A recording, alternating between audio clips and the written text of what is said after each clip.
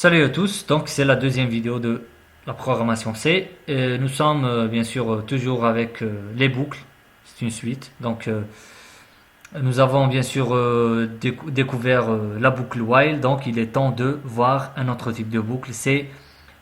Il s'agit de la boucle for, voilà, la boucle pour. Donc sans plus tarder, nous allons voir la syntaxe de for. La syntaxe est la suivante, c'est comme, c'est-à-dire la boucle while, mais avec ici trois zones à remplir. C'est ce que, bien sûr, c'est l'avantage de for par rapport à while et les autres boucles, c'est que en fait ici, l'initialisation de la variable se fait ici. Donc c'est une zone pour initialiser la valeur de, bien sûr, la valeur qui a, ou bien la variable qui est en relation avec la boucle, elle est écrite, elle est initialisée ici. Ensuite, la deuxième, c'est pour la comparaison. C'est-à-dire cette comparaison, on la met ici. Et la dernière, c'est pour incrémenter la variable. Donc vous voyez, au lieu d'incrémenter au niveau des instructions à répéter, eh bien, for lui réserve c'est-à-dire lui réserve bien sûr une zone propre à l'incrémentation. Donc ici c'est l'initialisation, ici c'est la comparaison si vous voulez, bien la condition d'arrêt, et ici c'est l'incrémentation. En général, hein, je parle généralement, mais en fait on peut écrire n'importe quoi ici. Généralement c'est ce que je viens de dire. Voilà, donc et ici bien sûr il y a les instructions que nous voulons répéter. Donc ici, si bien sûr je reprends le premier exemple, l'exemple simple que nous avons fait. Donc ici, nous mettons ou bien nous déclarons une variable i avec bien sûr son initialisé ou bien l'initialisé, c'est comme vous voulez. Mais ici, généralement on initialise, ça donne une bonne structuration si vous voulez de la boucle. Donc, et ici, bien sûr, je mets la comparaison. Donc, je mets inférieur à 3. Et ici, je mets l'incrémentation de i. Donc, ce qui me reste ici, c'est juste à afficher mon message. Ou bien c'est-à-dire à écrire les instructions que je veux répéter. Donc ici, je vais juste, bon, j'ai effacé l'affichage, mais bon, c'est pas grave. Je mets par exemple salut ou quelque chose. Donc c'est juste pour voir. Ça n'a rien d'anormal, bien de nouveau. Je mets ici un anti/n, voilà. Et voilà, nous affichons salut trois fois. Pourquoi? Parce que de 0 jusqu'à 2, on trouve 3 itérations. Voilà, donc c'est le même, c'est-à-dire c'est le même résultat. On peut faire ça avec while, on peut faire ça avec do while, etc. Donc, bien sûr, chaque boucle a ses propres avantages. Donc, c'est-à-dire avec l'expérience, vous saurez quand est-ce que vous employez boucle, vous employez while, quand est-ce que vous employez for, etc., etc. Mais on peut pratiquement tout faire avec une seule boucle. Voilà. Donc sans plus tarder en fait, puisque on a déjà vu comment fonctionnent les boucles, donc pour for c'est la même chose, c'est juste ces changements que je vous ai montrés. On va faire un petit exemple avec for. Donc on va faire en fait un programme très sympa, c'est que on va pas utiliser d'étoiles. On va pas utiliser la multiplication directement, on va faire la multiplication avec la boucle et avec l'addition.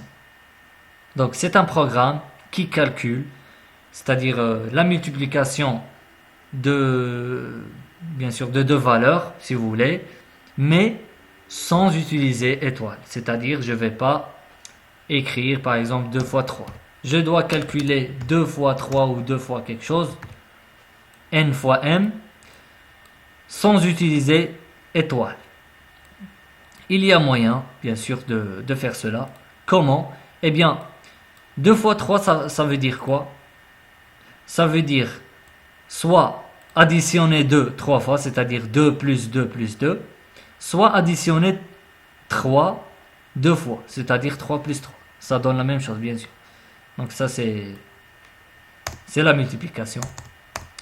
Comment faire? Donc, on va utiliser la boucle for avec l'addition. Donc ici, on va commencer bien sûr par déclarer deux autres variables. Je vais les appeler n et m par exemple. Et bien sûr, je vais donner la main à l'utilisateur de les saisir. Pardon. Donc, je vais mettre ici donner deux entiers si vous voulez. Donner deux entiers. Et je mets ici un scanf sur n et m. Donc je mets scanf. Et ici 2 %d. Et je mets ici un virgule, adresse n, virgule, adresse n. Donc ce qui va, bien sûr, c'est-à-dire laisser l'utilisateur de saisir deux entiers. Voilà. Donc, je vais effacer tout ça. Donc, dès que l'utilisateur a saisi, qu'est-ce qu'il faut faire? Eh bien, comme je viens de vous le dire, donc, il suffit d'additionner m fois ou bien n fois. Comment je vais faire cela? Eh bien, je vais boucler sur une des deux valeurs et l'autre valeur, je vais l'additionner et l'accumuler dans un résultat. Donc je vais mettre ici par exemple résultat égale 0 et je mets ici for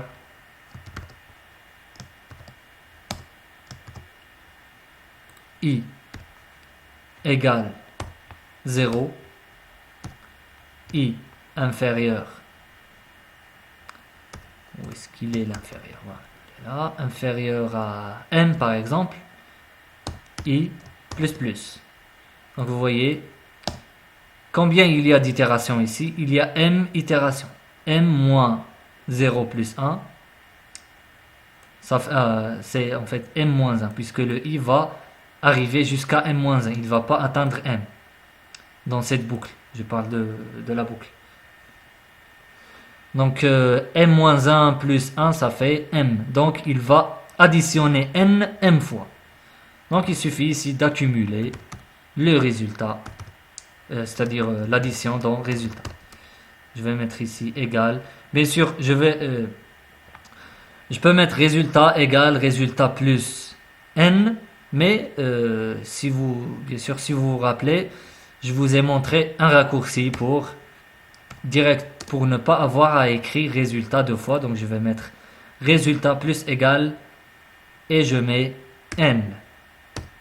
C'est équivalent à résultat égal à résultat plus n. Donc vous avez, bien sûr, je vous ai montré cette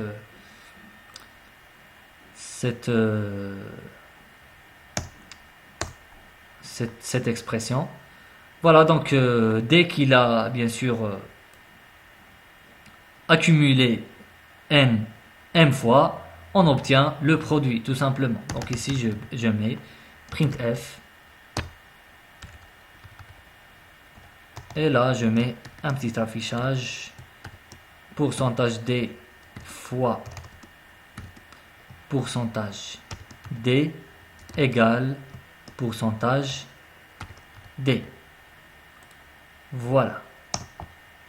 Et je mets ici j'ai oublié les arguments. Donc le premier argument c'est n, le deuxième c'est m, le troisième c'est résultat. Voilà, donc je crois que c'est bon.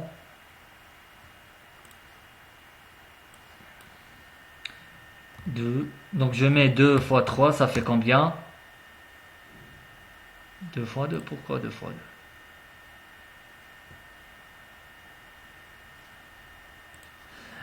En fait, j'ai mal saisi. En fait, je me suis planqué. En fait, c'est bon, j'ai mal saisi les deux valeurs. Donc, 2 fois 3 ça fait 6. Vous voyez, c'est bien sûr le résultat attendu. Donc, 3 fois, par exemple, 8, ça fait... Je sais pas ce que j'ai. 3 fois 8. En fait, j'écris ce que je dis. C'est pour ça que je me trompe. Voilà, donc j'ai saisi 3, après je saisis 8, et je trouve bien sûr, c'est-à-dire le résultat. Bien sûr, ici, si je mets par exemple, c'est-à-dire moins 3 ou quelque chose, ça va vraiment, c'est-à-dire compliquer les choses parce que ça ne va pas donner le résultat attendu. Donc, bon, on peut faire des if et else, etc. pour améliorer notre code, pour qu'il, bien sûr,